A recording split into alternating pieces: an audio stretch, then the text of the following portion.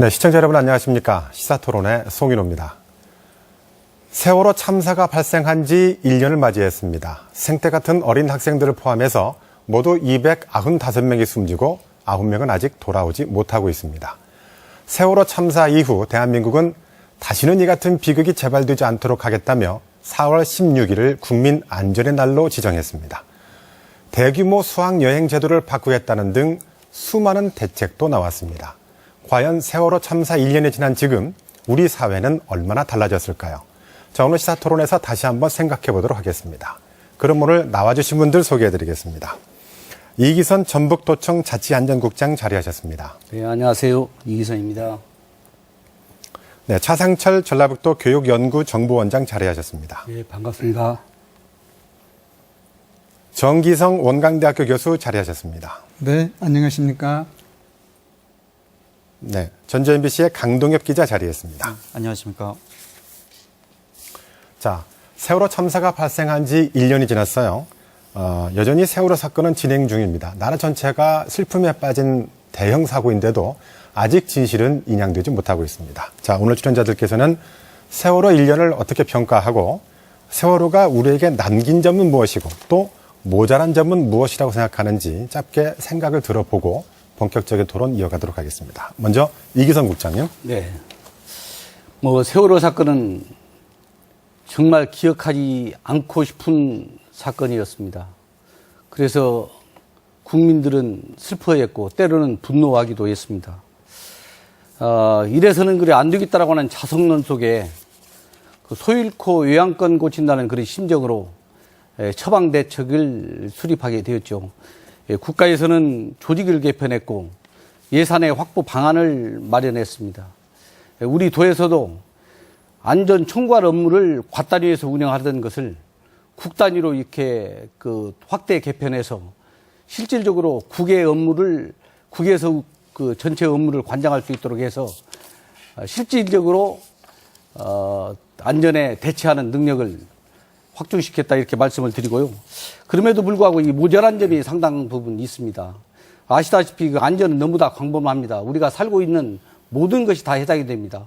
먹고 자고 거닐고 가고 오고 하는 데 다 해당이 되기 때문에 안전을 어디서부터 이렇게 점검해야 될지 하는 그런 문제들을 우리는 심층하게 생각하고 세밀하게 분석해서 최대한 우리 사회에 있어서는 안 되는 안전사고가 없게 하는 것들이 우리가 해야 할 그런 일인데 이것들을 하나하나를 차근차근 준비하는 과정을 저희들은 진행하고 있다는 말씀을 드리겠습니다. 네, 자 이어서 차상철 원장님 부탁드릴게요. 세월호 참사는 말로 위로할 수 없는 슬픔이고 또 가만히 있을 수 없는 분노입니다. 근데 중요한 문제는 우리가 아이들을 충분히 구조할 수 있었음에도 불구하고 국민의 생명과 재산을 책임져야 되는 국가가 구조하지 못했다는 것입니다. 따라서 이 세월의 참사는 단순한 사고가 아니라 저는 사건이라고 생각을 하고요. 배에 탔던 몇 사람의 어떤 불운이 아니라 우리 한국 사회가 처해 있는 현실성을 보편적으로 보여주는 사건이다. 그런 의미에서 한 영역만의 파탄이 아니고 우리 공동체 의식의 부족, 또 오직 사람의 생명보다도 이웃만을 뜯는 자본의 탐욕, 또 국가의 무능력과 정책 유착, 부패의 고리 이런 것들이 총체적으로 드러난 사건이다. 따라서 이것을 해결하는 방향에 있어서도 정확한 진상규명이 최우선이고 그에 따라서 우리 사회에 대한 통치적인 성찰과 함께 또 우리가 어떠한 변화를 해야 할 것인가 하는 전면적인 변화를 우리가 모색해야 되는 그러한 과제가 우리에게 주어졌다. 저는 그렇게 생각을 하고 있습니다. 네, 이어서 정기성 교수님. 네. 세월호 참사는 많은 국민들에게 쓰라린 상처를 남겼습니다. 승객의 안전을 책임져야 할 선장과 승무원들의 무책임한 행동과 세월호 참사 처리 과정에서 해경과 정부 무능력한 대처, 감독기관의 허술한 관리 등이 국민들에게 분노를 일으켰고 큰 실망감을 주었습니다. 세월호 참사를 보면서 많은 국민들은 안전에 대하여 심각하게 생각하게 되었고 가족의 중요성을 느끼는 계기도 되었습니다. 대통령도 국민의 안전을 최우선 정책으로 하겠다며 국민 안전처를 신설하고 여러 가지 정책을 내놨지만 현재까지 피부에 와 닿지는 않는 것 같습니다. 네, 강동혁 기자는 어떻게 생각하십니까? 네, 하인리 법칙이라는 게 있습니다. 한 번의 대형 사고에는 수많은 전조 증상이 있다는 얘기인데요. 아까 정 교수님이 말씀하셨던 대로 이번 참극은 수많은 위험 경보에도 불구하고 규정을 완화한 정부와 그리고 돈벌이만 치중한 업체 그리고 제대로 손발도 맞지 않았던 해경이 빚어낸 참극이라고 생각합니다. 제가 1년 동안 느끼면서 좀 아쉬웠던 점은 세월호 사고는 항해사와 그리고 우리 정부의 시스템이 만들어낸 문제입니다. 하지만 지금 현재의 안전대책은 너무 학생 개인에게만 초점이 맞춰져 있습니다. 따라서 우리 국가 안전 전반의 시스템을 개선하는데 좀 더 초점이 맞춰졌으면 하는 바람입니다. 네, 자 토론 이어가도록 하죠. 차 원장님, 전라북도 교육청에서는 4월 한 달을 세월호 참사 희생자 추념 기간으로 정했죠. 추모 행사들을 치르고 있는데 이렇게 하는 이유는 어떤 겁니까? 일단 세월호 참사의 어떤 교훈을 우리가 이제 충분히 공유해서 우리 아이들 다시는 이런 사건이 일어나지 않도록 하자는데 첫 번째 목적이 있고요. 특히 이제 참사 1주년을 맞이해서 희생자 추념을 통해서 생명 존중 의식을 키우는 것이 첫 번째 목적이고, 두 번째는 우리가 아까도 말씀드렸습니다만 충분히 아이들을 구할 수 있었음에도 불구하고 국가가 이를 구조하지 못했던 이런 부분에 대해서 되짚어보고 그런 어떤 우리 공동체 의식, 국가의 책무성, 또 우리 각 집단 간의 책무성 이런 것들을 다시 한번 강조하고 제고하자는 데 목적이 있습니다. 네. 그때만 생각하면 지금도 화가 날 정도인데, 자 강동혁 기자, 그런데 자 세월호 인양 등 아직 여러 가지 문제가 해결되지 않았어요. 그런데 벌써 잊혀지고 있는 게 아니냐라는 지적들이 있는데 어떻습니까? 말씀하신 대로 세월호 사고의 해결은 제대로 한 걸음 더 떼지 못한 느낌입니다. 하지만 정부와 여론의 무관심으로 인해서 유가족의 속은 타들어가고 있는데요. 가장 지금 불거졌던 게 의도치 않게 유가족의 폭행 시비라든지 또는 보상금 문제, 그리고 생존 학생의 대학 특례 지원 입학의 문제까지 불거지면서 점점 여론이 좀 식어가고 있는 그런 안타까운 상황입니다. 한 가지 가까운 예도 포털 사이트만 보더라도 그전에는 세월호 관련된 뉴스가 나오면은 동정론이 크게 앞섰는데 요즘에는 그만할 때도 되지 않았느냐라는 그런 의견이 나오고 있는 걸로만 봐서도 이런 점점 인식에서 멀어지는 그런 상황을 느낄 수가 있습니다. 네. 안타까운 일인데, 자, 세월호 참사가 주는 교훈은 바로 안전이죠. 화물만 제대로 묶어놨다면 쏠림 현상은 없을 것이고, 그렇다면 이런 비극도 없었을 텐데, 자, 세월호 참사를 보면 안전무시와 무능한 대처를 요하게 되는데, 자, 1년이 지난 지금은 그렇다면 어떻게 달라졌느냐 한번 점검해 보도록 하죠. 자, 이기성 국장님. 네. 세월호가 전북 입장에서 보면 유독 아픈 이유가 있죠. 바로 서해 페리오 사고가 있어서 그런 건데요. 전북도 차원에서는 서해 페리오 이후에 이쪽 세월호 사건 이후에는 어떤 것들을 점검하고 지도하고 계십니까? 말씀하신 바와 마찬가지로 1993년도 10월 19일 날 292명이 유독 앞바다에서 숨지는 그런 슬픈 사건이 있었죠. 그래서 아마 이 세월호 사건은 전북 도민에게 다가오는 그런 마음이 더욱 침울하고 안타깝고 애통한 그런 마음이었을 겁니다. 이번에는 예전과 다른 대책이 수립이 좀 되고 있습니다. 여러 가지 면에서 아까도 말씀을 드렸습니다만은 조직의 개편, 예산의 확보, 또 효율적인 매뉴얼의 작성, 이런 거 전반적으로 대대적으로 지금 운영을 하고 있는데, 비근한 예로 여객선 관리부터 이제 한 예를 들어서 제가 말씀을 좀 드리겠습니다. 전에는 정책은 여객선 안전관리 분야에서 정책은 해수부에서, 집행은 해경에서 하던 이원화로 되어 있던 것을 해수부로 일원화 이렇게 했고요. 그 다음에 해운 운항 관리자를 해운조합에서 선박안전기술공단으로 이전을 했던 거고요. 그 다음에 안전규정을 위반했을 경우에 과징금을 최대 3천만 원 하던 것을 10억 원으로 대폭 인상을 해서 경각심을 더 높여놨죠. 특히 그 출항 점검에서 문제가 먼저 발생을 했던 거 아니겠습니까? 그래서 이건 형식적인 점검에서 이게 운항 관리자의 합동점검으로 이렇게 바꿨고요. 그 다음에 여객 관리는 그 승선할 때 신분 확인하는 절차를 형식적으로 했는데 이제는 완전 전사로 해가지고 신분 확인을 철저히 강화해 나가는 그런 것들을 했고 또 화물 관리 이거 아주 중요하죠. 화물 관리를 자율 관리해서 확인 의무화하도록 이렇게 했고요.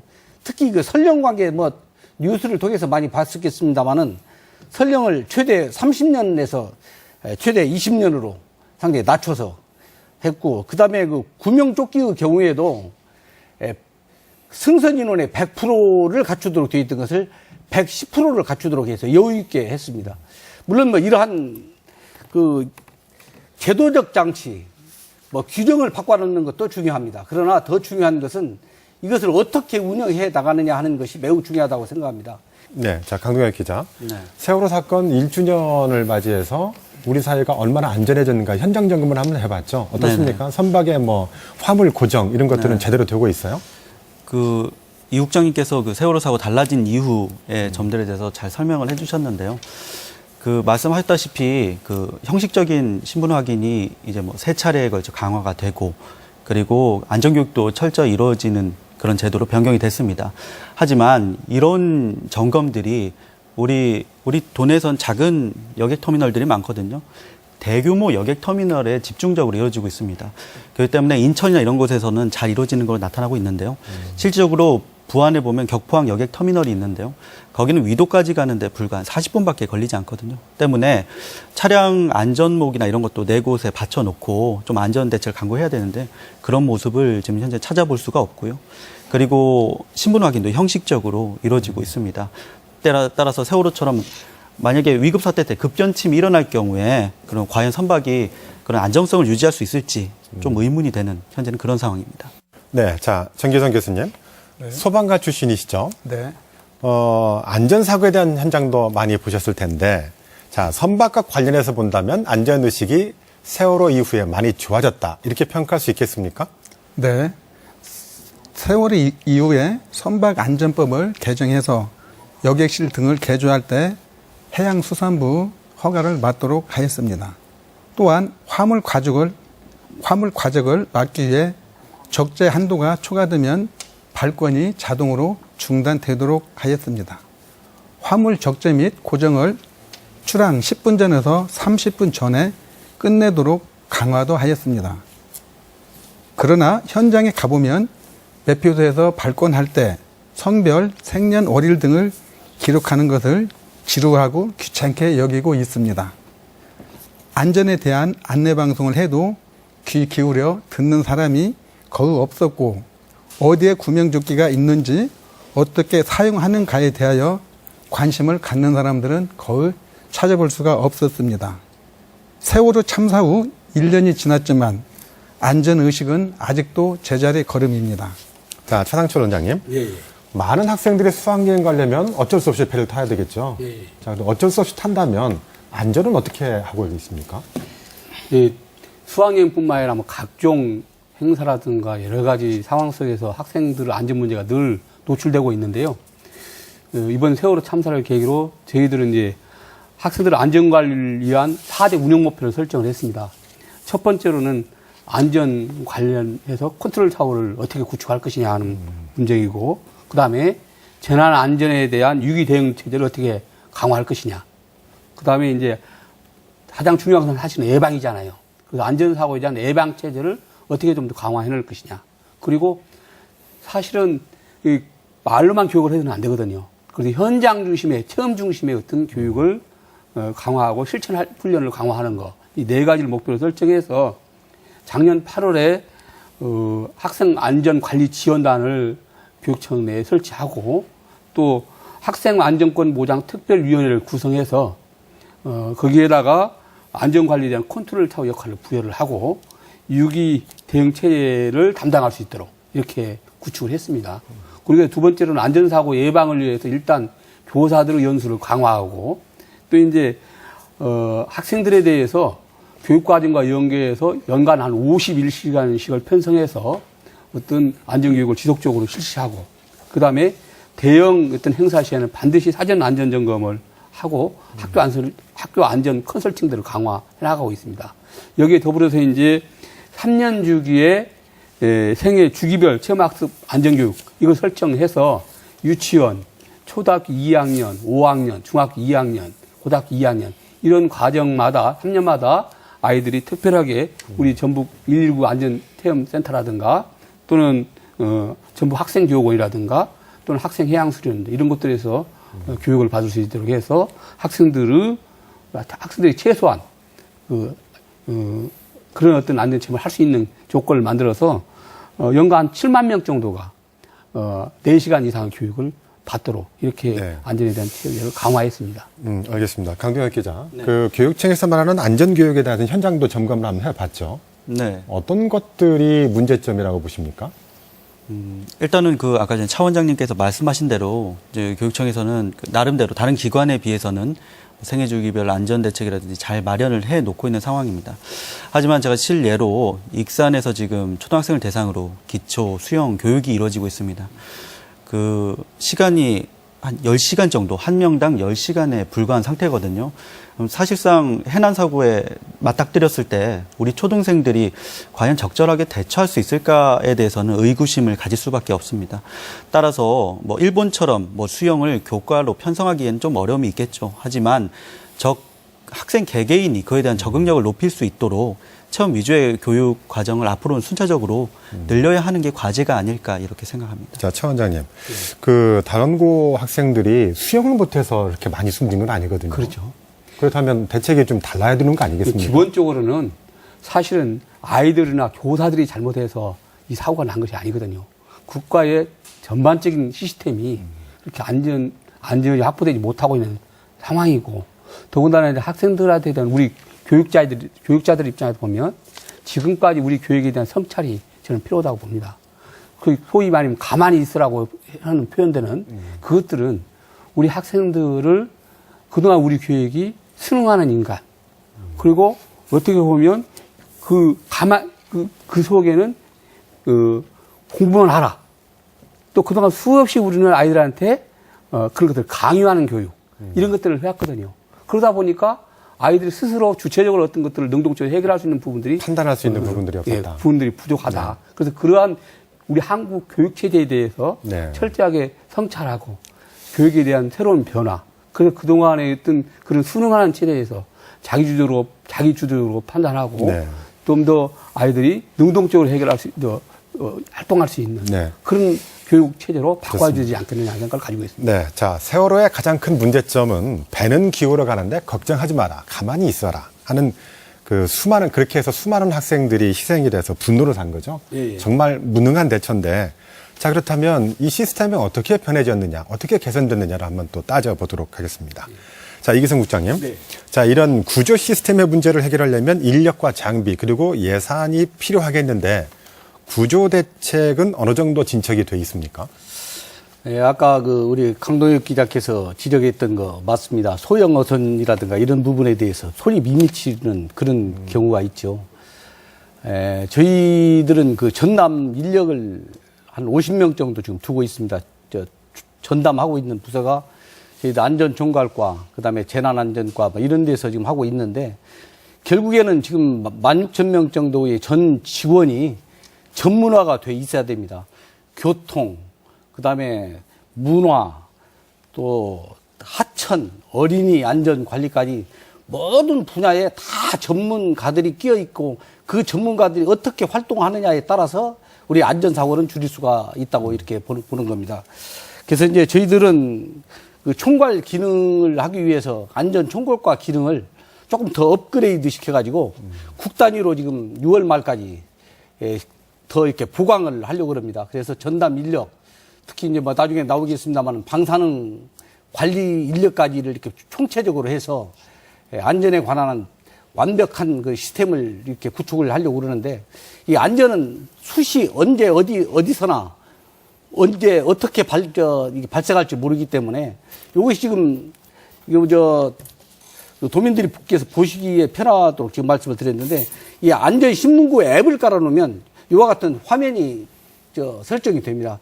이 화면을 받아가지고 바로 그 신고해서 안전처에서 그걸 접수를 해서 지자체에다가 그 통보를 해주면 지자체에서 바로 점검을 나가서 바로 그 해결을 해주는 그런 문제인데 자그마한 것들, 아까 같은 소형어선 같은 경우도 지금 뭐 안전에 지금 문제가 있다고 하면 현장에서 그 주민들이 찍어서 이렇게 보내주시면 바로 현장 조치되는 겁니다. 이게 7일 안에 바로 조치해서 통보까지 이루어지도록 되어 있는 건데 그것 중에 하나가 이제 바로 이겁니다. 여기 지금 가스를 지금 주택 주변에다 설치를 해 놓은 건데 여기다 지금 안전에 문제가 있다고 신고를 하니까 바로 신고를 받아서 바로 울타리를 이렇게 쳐줘서 접근을 금지시키도록 만들어 놓은 거. 이런 것들이 홍보를 통해서 많은 주민들이 알고 네. 함께 동참을 하는 그런 것들이 매우 중요하다 이렇게 생각이 되기 때문에 네. 이런 것들을 같이 병행해서 행정에서 추진하겠다 이렇게 말씀을 좀 드리겠습니다. 네, 자 강동혁 기자, 네. 자 이런 전라북도의 재난 대응 능력 어떻게 평가할 수 있을까요? 도내는 다행히 최근에 큰 사고가 없었기 때문에 대응 능력보다는 좀 관리 능력 쪽에 좀 말씀을 드리고 싶은데요. 국민안전처가 지난해를 기준으로 시군별 지역 안전도를 측정한 결과 9개 시군에서 7등급 이하 성적이 나왔습니다. 총 10단계가 있거든요. 그중에 7등급이라 그러면은 낙제점의 수준이라고 볼 수가 있습니다. 관리 능력과 그리고 재위험지구가 제대로 정비가 되지 않으면서 이런 결과를 낳았는데요. 만약에 풍수해를 입었을 때 과연 그런 인명피해로서 적절하게 도가 대처를 할 수 있을지 지금 현재 좀 의문이 되는 상황이고요. 네. 추가로 우리 지금 재난 담당 인력들이 상당히 좀 인력이 좀 부족한 상황입니다. 시군별로 한 2-3명이 그 업무를 담당을 하고 있거든요. 가장 적은 곳은 1명이서 그 업무를 담당을 하는 곳도 있습니다. 따라서 많은 피로감도 지금 느끼고 있고 따라서 그런 아까도 얘기했듯이 지역 안전도와 그리고 인력 문제가 해결되지 않으면 대응 능력에 좀 문제가 있지 않을까 그런 생각이 됩니다. 그 부분 제가 네. 좀 설명을 좀 드리겠습니다. 전문 인력 한두 명이라고 하는 것은 그걸 총괄하는 업무를 얘기하고요. 아까 말씀드린 대로 모든 각자의 업무 자체가 안전하고는 직결되어 있는 업무이기 때문에 그렇고요. 아까 말씀드린 대로 전문 인력이라든가 재난 업무 쪽에 종사하는 사람들이 약간 기피하는 현상이 있습니다. 그래서 저희도 또 건의도 하고 그랬습니다만 그 기피하는 업무에 유능한 공무원이 와서 일을 할 수 있도록 하는 거. 그게 이제 인센티브를 주는 방법들이 있죠. 가점 제도도 있고, 별도의 수당을 지급해 주는 방법도 있고, 이런 것들을 지금 저희들이 건의해 놓고 있는 상태고, 우수한 인력들이 와서 여기에서 근무를 해야지 하는 것이 맞다. 저는 이렇게 좀 생각이 들고요. 저희들은 이제 그와 병행해서 말씀을 드리면, 공무원들이 하는 것은 한계가 있기 때문에, 지금 민간인 전문가들, 지금 안전 재진단을 지금 2월 16일부터 4월 말일까지 하고 있는데, 약 한 2,000명 가량의 전문 인력들이 현장에 투입돼서 네. 점검을 알겠습니다. 지금 하고 있다는 말씀을 좀 드리겠습니다. 그 부분은 또 다음 토론에 또 이어가도록 하고요. 자, 차상철 원장님, 네. 사고 구조야 재난 당국이 한다고 하더라도, 자 세월호 사고의 경우 가장 큰 원인은 지금 현재 위급함을 선생님과 학생들이 전혀 모르고 있었다는 점이죠. 그래서 이런 점을 해결하기 위해서는 일정 규모의 인솔자에 대해서는 이른바 비상 주파수를 듣게 하든가, 어떻게 계속 안전을 책임질 수 있는 권한을 줘야 되지 않겠느냐. 장비도 마찬가지지만 이런 얘기들이 있는데 어떻습니까? 그에 대해서 일정 부분 공감하고요. 근데 문제는 정말 어려운 문제입니다. 지금과 똑같은 상황이 또다시 발생한다고 하더라도 정말 교사나 학생들이 적절한 조치를 할 수 있을 건가 이것은 의문이거든요. 왜냐하면 배의 모든 운행에 대해서는 선장이 전문가이고 선장이 어떤 그런 모든 것들을 관장할 수 있는 그런 책무와 권한이 주어져 있거든요. 그런 상황 속에서 사실상 직업이라든가 이런 것들을 갖추지 못한 그 선장이 똑같은 일을 다시 저질렀을 경우 이것을 극복할 수 있겠는가 하는 문제가 발생을 해요. 사실은. 그렇지만 이제 아까 금방 말씀하신 대로 저희 교육청에서는 인솔 교사가 그런 부분에 대해서 충분히 같이 공유하면서 그것들을 리드할 수 있는 역할을 주어지기를 촉구하고 있고요. 네. 이런 부분에서 우리 국장님 계십니다만은 도청 우리 안전국이라든가 또 경찰청 또 이런 부분들 관련 부서들과 충분히 협의하면서 그런 것들을 한 라인을 구성해서 그러한 어떤 상황들을 신속히 파악하고 그 대처할 수 있는 능력들을 좀 더 키워나갈 수 있는 방안에 대해서 저희들은 고민하고 노력하고 있습니다. 그렇죠. 시스템 개선이 먼저지 예. 학생들 수영 열심히 가르친다고 살아나는 건 아니에요. 예. 자, 강동혁 기자. 네. 세월호 참사의 또 하나 문제점이 구조 관련 부처들의 헛손질, 공조가 잘 안 되는 거였어요. 네네. 그래서 국민안전처를 설치하고 재난안전 컨트롤을 하게 돼 있는데, 자, 이렇게 되면 재난에 대한 구조는 좀 완벽해지는 겁니까? 점검해 볼 수 있을까요? 저 지휘 체계가 지금 현재 변경이 된 상황입니다. 따라서 지금 현재는 큰 사고가 날 경우에는 소방서장이 그 컨트롤 타워의 역할을 하게 돼 있는데요. 제가 그 현장에서 볼 때는 지금 현재 제도 변경이 제대로 실효성이 있을지에 대해서는 지금 약간 의문점이 듭니다. 이유는 지금 소방서장은 전라북도에 소속돼 있는 지방직 공무원이거든요. 그래서 따라서 과연 소방서장이 국가직인 군과 또 경을 컨트롤해 가면서 그렇게 적절하게 대처를 해 나갈 수 있을까라는 데 좀 의문점이 듭니다. 실례로 제가 소방서에 있는 관계자들하고 얘기를 해봐도 약간 반신반의하는 게 있고요. 그리고 이 같은 문제 때문에 재작년, 그러니까 세월호 사고 이후 한 달 뒤에 안행부에서 입법 예고한 재난법에는 군경을 소방서장의 지휘권 아래 두도록 여기 안을 마련했는데 반발 때문에 빠졌습니다. 이런 상황이기 때문에 나중에 사고 대체가 있을 경우에는 그런 문제가 불거질 경우가 있고요. 한 가지만 더 말씀을 드리면은 이거에 대해서 훈련을 해야 되잖아요. 이게 재난법이 지난해 말에 지금 제정이 됐는데 아직까지 손발을 맞춰본 적이 없습니다. 그래서 소방서장이 직접적으로 어떻게 해야 되는지, 협조는 어떻게 되는지에 대해서 아직까지 그런 감을 익힐 기회가 없었죠. 그래서 다음 달에 재난대응 한국훈련이 있습니다. 그래서 이때 과연 기존의 재난대응 한국훈련이 소방서장은 시뮬레이션을 그냥 수행하는 부수적인 입장이었거든요. 그래서 어떻게 좀 이 바뀐 법에 따라서 어떻게 좀 변화가 있을지 좀 더 두고 봐야 되는 그런 상황입니다. 아니, 실제 사고가 나지 않는다 하더라도 가상을 해서 점검은 해볼 수 있는데 그게 없었단 말입니까? 네, 지금 재난법이 지난해 말 통과돼서 지금 한 4개월 지났는데요. 그 네. 이후에는 한 번도 자, 없습니다. 알겠습니다. 역시 컨트롤 타워가 강력해야 신속한 구조가 이루어질 텐데 역시 그게 제대로 안 되는 것 같은데 정기성 교수님 생각은 어떻습니까? 새만금 참사 이후 재난 안전 관리를 총괄하기 위하여 국민안전처를 신설하고 소방과 해경을 국민안전처로 포함하여 형식적으로는 이론화된 지휘 체계를 갖추었습니다. 그러나 실제 상황이 발생했을 때 어떤 효과를 낼지는 아직은 미지수입니다. 지금 말씀하신 내용들이 이제 현장에서 어떻게 이루어질 것인가 하는 것이 지금 상당히 궁금하죠. 정부 부처 경우에도 국민안전처가 생겼는데 국민안전처에서 모든 업무를 다 총괄해서 전부 다 지휘를 하고 총괄할 수 있느냐 하는 문제는 지금 또 다른 문제입니다. 예를 들어서 AI가 발생되었는데 AI 전문가가 농림수산부에 있는데 국민안전처에서 전부 다 그걸 간섭을 할 수가 없습니다. 그래서 어느 단계까지는 각 부처에서 최선을 다해서 받고, 그 다음에 그 단계를 넘어가면 전체를 통합해서 그 대책을 수립하고 진행하는 그런 시스템으로 이제 넘어가고 있죠. 이제 우리 도에도 마찬가지예요. 도에도 각 부처에서 지금 교량이 파손됐다 하는데 안전국에서 거기 가서 직접적인 점검을 먼저 하는 것이 선행이 되는 것이 아니고 교량을 담당하는 부서가 잘 알고 있잖아요. 아까 전문 인력 말씀하셨는데 전문 인력이 가서 점검해서 가장 빠른 방법으로 보수하고 보강하고, 그 다음에 이제 총체적인 문제가 발생했을 때 전 부서의 협업이 필요할 때 이제 총괄 기능을 수행하는 방법으로 네. 진행을 하고 있는데, 그런 것들이 이제 지금 손발을 자꾸 맞춰 나가면 아마 점차 좋아지지 않을까. 네. 저희들은 이렇게 보고 있습니다. 알겠습니다. 자, 다음 주제로 넘어가도록 하죠. 자, 지난해 세월호 여파로 수학여행의 무더기 취소 사태가 있었어요. 근데 올해도 그 수학여행에 대한 고민은 역시 마찬가지인 것 같습니다. 수학여행의 다양한 방법이나 대안책을 고민하는 움직임이 많은데, 자, 차 원장님, 또 수학여행 시즌이죠. 네. 이제 곧 돌아올 텐데, 자, 보내기로 결정한 내가 중고등학생의 학부모라면 불안한 마음은 여전할 것 같아요. 그렇습니다. 교육청 차원의 대책은 무엇입니까? 네.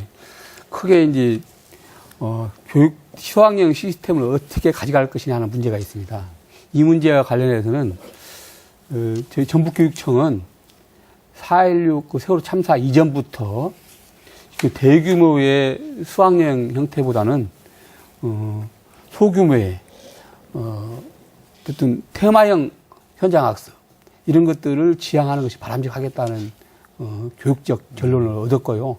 그런 것들을 학교 현장에 좀 권장하는 그런 입장이었습니다. 그것들이 아무래도 좀 더 안전하고 교육적으로도 더 많은 것들을 좀 바람직하지 않겠느냐는 생각을 가지고 있고요.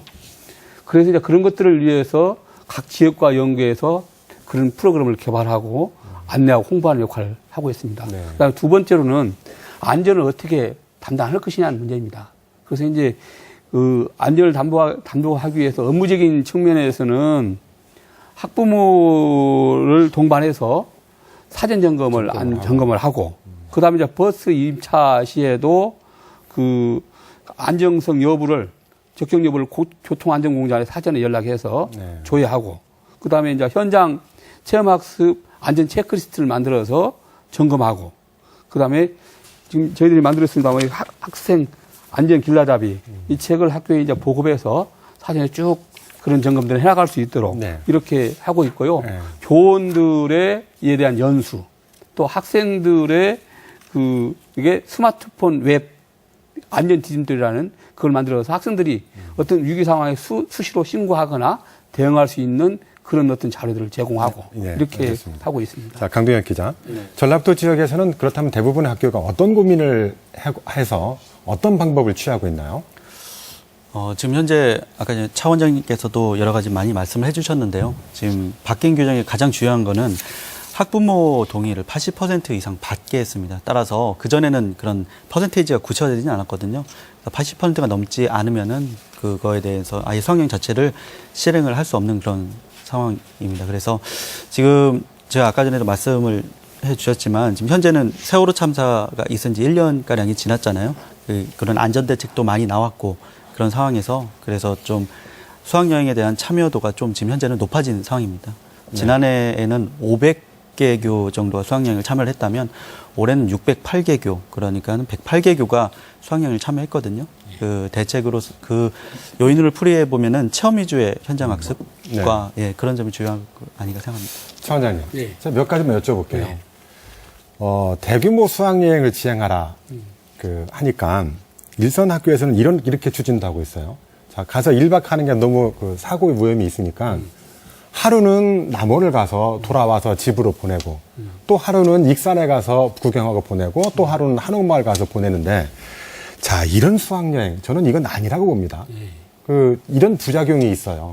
어떻게 해야 될까요? 예, 안전이 이제 강조되다 보니까 학교에서는 안전에 대한 부담감을 뜰 수 있는 방법들을 찾다 보니까 그런 현상이 나타나라고 보여지는데요. 아무튼 너무나 그렇게 위축될 필요가 없다고 저희들은 생각을 하고 있습니다. 사실은 안전 문제는 아까 몇 차례 걸쳐서 말씀드렸습니다만은 선생님들이나 학생들이 잘못해서 생기는 문제이기보다는 근본적인 우리 사회나 국가 차원의 안전 관리 대책 또 우리 그런 시스템에서 오는 것들이기 때문에 너무나 그렇게 위축될 필요가 없이 학교 내에서 바람직한 방안들을 최선을 다해 찾고 교육적인 입장에서 판단하는 것이 바람직하다. 그런 생각을 그게 가지고 혹시 있고요. 교육청에서 네. 지나치게 소규모로 가라라고 너무 압력을 주는 건 아닌가요? 근데 아마 지금 작년에 그런 사건이 터졌기 때문에 또 안전이 강화되고 그러다 보니까 가장 우선적으로 안전만을 고려하다 보니까 그런 아이들의 어떤 추억을 담고 교육적으로 뭔가 좀 바람직한 방향을 만드는 것들이 좀 소홀해진 거 아닌가 네. 그런 판단이 들고요. 사실 수학여행의 가장 큰 추억은 네. 가서 어떤 곳을 보는 것도 보는 거지만 친구들과 같이 잠도 자고 같이 놀고 같이 부대끼는 게 추억 아니겠습니까? 굉장히 중요한 부분들이죠. 네. 그것들을 통해서 아이들이 서로를 이해하고 또 함께 공동체 의식을 키워나가는 중요한 부분이기 때문에 그런 것들도 소홀히 해서는 안 된다고 저희들은 판단을 하고 있고요. 문제는 우리가 교육청 차원에서 안전에 관한 여러 가지 대책을 세우고 있지만 사실은 그것은 아주 제한적입니다. 더 큰 것들은 사회적으로 우리 생명이 중시되는 그런 어떤 사회, 이런 사회가 구축돼야 되고, 그런 어떤 안전 시스템이 형성되는 거, 그런 어떤 사회부터 전반적으로 자리 잡아가는 것이 가장 중요한 부분이기 때문에 이것들을 우리 이번 계기를 통해서 전 국가 시스템이 작동을 해서 그런 사회를 구축하는 것에 노력해야 되지 않겠느냐, 그런 생각을 가지고 있습니다. 자, 정기성 교수님. 자, 교육부에서 수학여행 계약서 조항에 안전요원을 배치하는 것을 명시하는 것을 조건으로 했고, 자, 장기적으로는 수학여행 안전지도사라는 국가 자격증을 만들겠다라고 얘기하고 있어요. 네. 이 점에 대해서는 이게 해결책이 된다고 생각하십니까? 네, 아마 좀 비현실적인 면이 그렇게 있다고 먼저 생각이 들고요. 교육부가 작년 6월 수학여행을 재개하면서 수학여행 안전대책을 내놨습니다. 수학여행에 안전요원을 배치하겠다는 것인데 아직까지 잘 지켜지지는 않고 있습니다. 그 이유는 안전요원의 전문성을 확인할 수 없고 숫자도 턱없이 부족하며 안전요원을 배치할 예산도 없습니다. 배치한다고 학생들이 통솔에 따라줄 수 있는가, 이런 의구심도 있습니다. 또 부족한 안전요원을 채우기 위해 안전요원 연수를 받은 교사를 활용하고 있는 실정입니다. 교육부가 5학급 또는 150명 이상의 대규모 수학여행을 할 경우 50명당 1명씩 안전요원을 동반하도록 지시했습니다. 이에 부담을 느낀 많은 학교가 올해 소규모 테마형 수학여행을 택했습니다. 네. 학교 규모상 불가피하게 대규모 수학여행을 가는 학교는 안전요원 확보에 어려움을 겪고 있습니다. 네. 이처럼 학교 자체적으로 안전요원 확보가 어렵자 학교들은 여행업체에 안전요원을 확보하는 조건으로 계약을 하고 있고, 이에 대하여 여행업계에서 불만을 나타내고 있습니다. 자, 알겠습니다. 자, 시간 관계상 마지막 질문이 될 것 같은데, 자, 이 국장님. 지금 우리는 세월호 관련해서 다른 곳을 얘기를 하고 있어요. 그런데, 자, 전라북도에서도 수학여행단을 유치하면서 전라북도는 많이 오세요라고 많이 하고 계시죠. 그렇습니다. 자, 그런데 전라북도도 안전에선 자유로울 수 없죠. 그렇습니다. 사고에서 자유로울 수 없고요. 어떻게 안전점검이나 이런 건 많이 해보셨습니까? 저희들 대략 지금 한 28만 명 정도의 수학여행 학생들이 오는데, 세월호 사고 이후에 그 소규모 수학여행단으로 바뀌었습니다. 그래서 이제 그 대형 사고를 막기 위해서 그 소규모 수학여행단들이 오는데, 뭐 일일이 오는 그 단체마다 어떤 것들을 특별히 그 단체들을 위해서 시설을 점검한다든가 숙박업소를 점검하는 건 무리수입니다. 그래서 전반적으로 우리 도내에 있는 모든 숙박업소 또는 그 안전에 관한 것들은 전부 다 그 이번에 대진단을 통해서도 시설뿐만 아니라 그 음식물, 교통 이런 것까지 전부 다 세세히 지금 점검을 하고 있고요.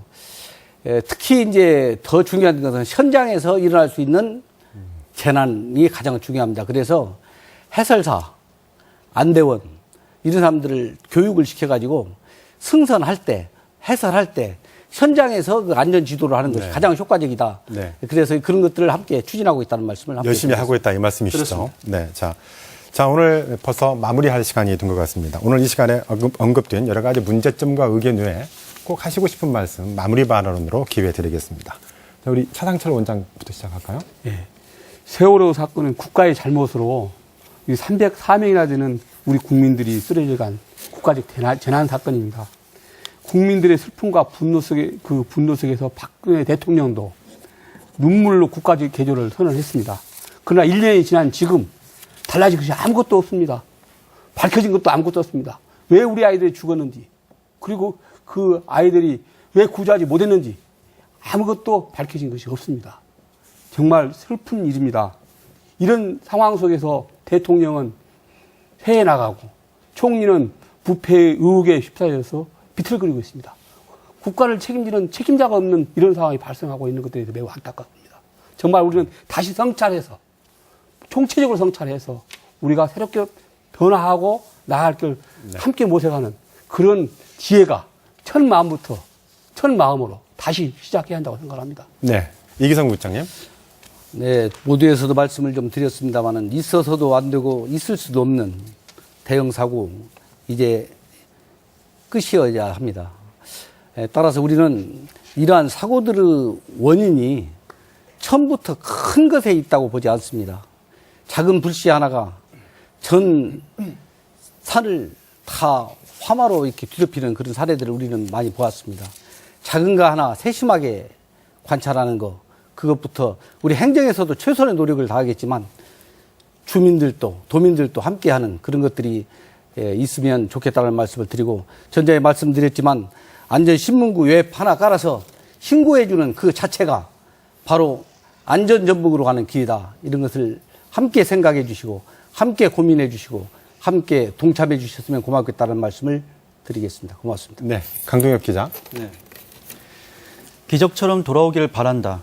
1년 전 모든 국민이 바랐던 단 한 가지의 희망이었습니다. 하지만 기적은 일어나지 않았습니다. 우리가 살고 있는 시대는 21세기입니다. 기적이나 운에 맡겨 사태 해결을 바라는 것은 맞지 않다고 생각합니다. 따라서 세월호 참사를 계기로 정부가 안전 시스템을 구축해서 다시는 이런 대형 참사가 일어나면 안 된다고 생각합니다. 네. 자, 마지막으로 정기성 교수님. 네. 세월호 참사가 1년이 지났습니다. 세월호 참사는 조금만 더 주의를 기울였더라면 막을 수 있었던 인재라는 점에서 더욱 가슴이 아픈 일입니다. 그리고 현재에도 대형 사고가 끊임없이 발생하고 있으며 세월호 참사 수습 과정에서 사회적 갈등과 분열이 일어나고 있어 안타깝습니다. 이제는 사회가 세월호 유가족들의 아픔을 다독이고 위로하며 치유해 주어야 하겠습니다. 여야를 떠나서 자식 잃은 부모의 심정을 헤아려 적극적으로 사건 해결에 나서야 합니다. 네, 시청자 여러분, 오늘 시사토론 어떻게 보셨습니까? 세월호 참사가 발생한 지 1년이 됐지만 아직 진실은 인양되지 못하고 있습니다. 참사 이후 많은 전문가들이 지적한 것은 20여 년 전 서해 페리오 사건 이후 지금까지 변한 게 하나도 없다는 것이었습니다. 이번 참사로부터 배우고 달라지지 않는다면 아픈 역사는 또다시 반복될 수 있습니다. 이제는 재난을 슬기롭게 수습하고 극복하는 일이 남아 있습니다. 세월호가 우리에게 남긴 과제를 통해서 더 나은 대한민국이 되기를 바라봅니다. 오늘 시사토론 여기서 마치겠습니다. 시청해주신 여러분 대단히 감사합니다.